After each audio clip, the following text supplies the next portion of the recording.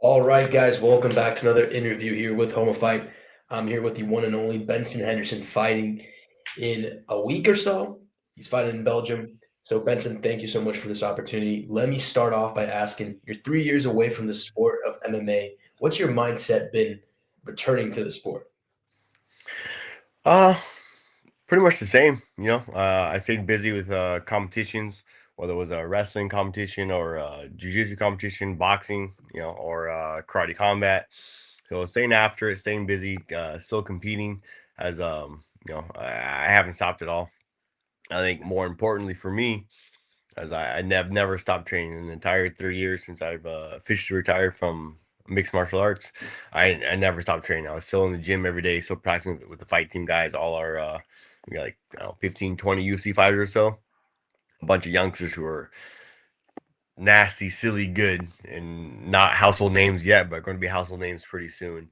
And never stopped training with any of those guys. Always helped get them ready for their fights, coaching, training, and showing up and getting after it every day. For sure.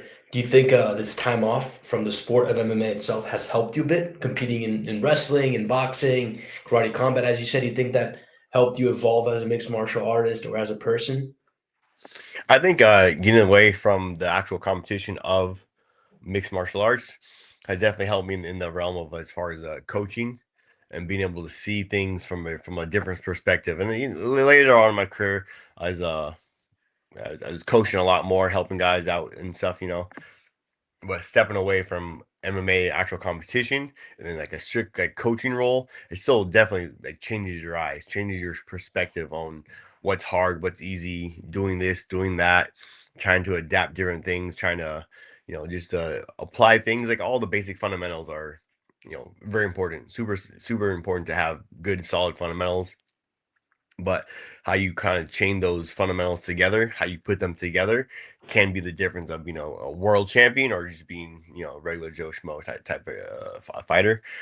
So being able to coach and help some of my guys chain things together differently in a way that works for them has really changed a lot of my opinion, not opinion of the way I've seen look at, mixed martial arts. For sure. So you're fighting an undefeated guy. He's 8-0 in his own country. Is there like an extra motivation of playing spoiler in his hometown? I've always loved the role of being the underdog. I'm a big fan of that. I like to get after it, have fun, go compete in the guy's hometown where you have the stadium and arena full of people cheering against you. I kind of like it. It's kind of cool. I fought Peter Creeley uh, in Ireland. Dude, that place was raucous. A bunch of crazy, drunk Irish fans just screaming their Yeah. heads off. Man, it was crazy, man. But it was great. I loved it. It was awesome. At the end of the fight, so crazy, not quite as loud, but so crazy, so screaming. But now they're rooting for me after a good fight, after a good performance. Um, so I think Brussels is gonna be the same way. I think the fans are going to be ecstatic. Patrick Caborio over there is a superstar. So going over there, they're going to go beat him up. I think the fans are going to be crazy. They're going to be wild. They're going to be yelling and loud, crazy loud. The arena will be shaking at the beginning of the fight goes on. They're going to be a little bit quieter, a little bit quieter, a little bit Hmm. quieter. At the end of the fight, they'll be still excited. They'll still be yelling and stuff, but they'll be more cheering Patrick and I, both of us, but for me getting my hand raised and for Patrick's effort. That's what I was going to ask you. Is do you think this fight, you think you're going to get it done early, or it's going to be one of those fights where your experience kind of shows and you take it to the later rounds and you can kind of take him to deep waters? I'm definitely going to take Patrick to some deep waters. The thing with these youngsters, 8-0 undefeated youngsters and all that, um, they don't yet know how to swim out to those deep waters and not save anything back for the swim back to shore. They don't really know how to do that. And for me, most of my whole career has all been about swimming out as far as we can to the ocean. And Hmm. I'm let's see who can swim furthest out to the ocean, and I win those battles normally because I don't save anything to for the swim back to shore, and I think I'm gonna have that for Patrick, and we're gonna see how much he can give of himself in that fight. But I'm looking for the stoppage for sure. I'm looking to make the referee pull me off of him. For sure. So obviously you had an insane career at this point. You've competed everywhere against everyone. What motivates you to keep fighting at this point of your career? Uh, Really, just because PFL Mike Cogan, the head matchmaker, he just asked me. I love to compete, whether it's tic tac Hmm. toe, tennis, chess. It doesn't matter. Ask any of my family, ask any of my teammates. Like, oh man, when it comes to competition, oh, we do silly races at the gym. Hop on one leg. I'm winning every single one of those. Like, it's a done deal. I love competition. I'm all about that. And for me, mixed martial arts is one of the purest forms of competition there is. There's no game board, there's no pencil, there's no ball, there's no net, there's nothing. It's just one person versus another person, and you can do whatever you want to do. Whatever it is you want. You want to hug them, you want to kick them, you want to punch them, you want to. What do you want to do to get your hand raised? How do you think you can get your hand raised?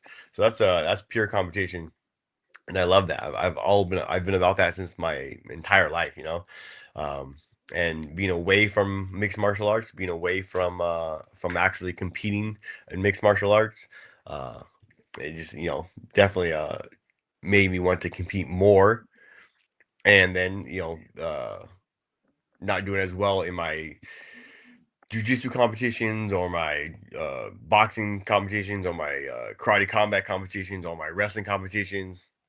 Mike Hogan, smart. He needled me a little bit. He got me. He's like he texted me. We have a great relationship. I love Mike Hogan. He's awesome. He's a man.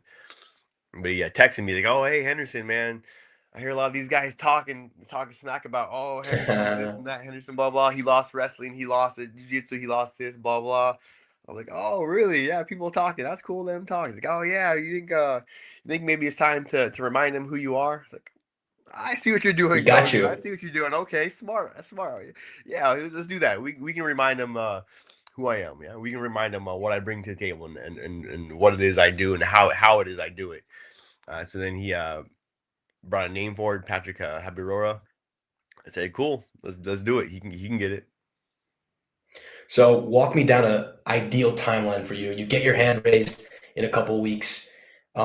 What's your 2026 looking like? Do you have any names? Are you looking at retirement at all, or do you want to keep going more and more and get to another level? What do you envision? At this stage for me, it's just I love to compete. I love to get after it. So if PFL brings another name to me, I'm game for it. No problem, But I'm not really looking to push on getting the next fight, fighting this guy. I was never about that, anyways. I was never much of a calling guys out. Maybe I should have. Maybe if I would have called people out and talked more and been more brash and been more out there, maybe had uh, bigger social media following, something like that. But I'm not about that. I don't want that. I will never be that guy. But whoever PFL brings to the table, if I'm gonna beat up Patrick in Brussels, if they have another name right away for 6 weeks later, sure, I'm game. We can do that. No problem. But I'm not really looking to climb the rankings. I'm not looking for a world title fight. I'll always want to be the best in the world and showcase I'm the best in the world. But I'm not looking to push that though. For sure. So I got a funny one that fans want me to ask you. Joe Rogan often says that you're the one that revolutionized the calf kick, that changed the calf kick game. Do you think to an extent that is true, or to what extent is that actually true? I mean, yeah, I think it's true. Yes, it's yeah, it's true. But I stole it. All like I wish I was more creative. I wish I had truly created this or created that. I will never in jujitsu and wrestling, like your fundamentals are there. Um, but then some people are able to actually be truly creative in what they do and how they do it in that sense. Um, but the calf kick was not something I created. I made up. I had a friend in practice in training, kicked me in my calf and hurt like a son of a gun. I was like, golly, what was that? Did you do that Yeah, by an accident? Did you do it on purpose? Like, oh yes, my friend, I did it on purpose. On purpose. His name is Adele, a great gotcha. friend, Habibi of mine. Um, he did it to me. It hurt so bad. I was like, man, I'm gonna do that to somebody else because that really sucked. You dropped me on that one. So I started using it, and I think I was the first one in mixed martial arts in the UFC to actually target the calf and got pretty good at it. Dropped quite a few people off it, and Now For more sure. people caught on to how effective it is, and now more people are using it. Awesome. Let me ask you this too. We got Bautista versus Sandhagen in a couple weeks, I think. How do you Yeah, Battle envision that Boys, fight? Battle And let me Boys. ask you also, how has that transition been in the MMA lab from fighter to coach and fighter and mentor at the same time, leading into this fight with Bautista or with coaching Bautista, I should say. Yeah, man, Mario's the man. He is. He was my first number one draft pick. I have a thing with our coach John Crouch. We talk about guys who we think can be pretty good and be pretty successful. Like, oh yeah, he'll be pretty good. He'll be pretty successful. Oh yeah, he can. He'll do great. He'll make it to UFC. Oh, he'll do good. He'll make the UFC, and maybe he'll fight for a title. He'll go and have a great UFC career. And Mario Bautista was my first round draft pick. Not only getting to the UFC, but getting to UFC, having a great career in the UFC, and then getting a belt around his waist. So he's my number one draft pick, and I think watching him grow as a person has been the biggest thing for me. He is honestly a good person, so I love that. I don't really care about belt holders and champions and this and that, blah blah. I could not care less if you're a butthead, if you're a d bag. I don't care. I care that you're a good person. You take care of your wife. You take care of your kids. You're there for them. Um, you're a good person. I don't know any other way to word it than that, But Mario Bautista is the true case of that. He's a good person in and outside of the cage, and he's someone I would let babysit my kids if I needed someone to watch my kids and babysit my kids. I would let Mario Bautista look after my kids for the night because I think he's a good guy. For sure. That's awesome, man. So, Benson, thank you so much for your time. I wish you the best of luck in your fight. Do you have any message at all for your fans that are going to be tuning into your fight?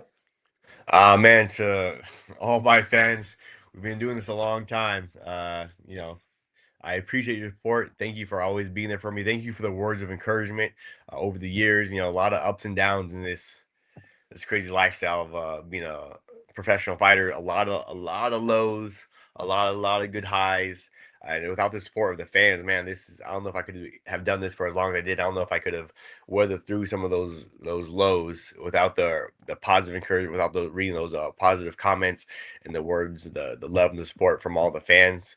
So make sure you guys stay tuned for PFL Brussels because we got one more so far. Awesome. Thank you so much, man. Yeah, no problem. Thank you, man.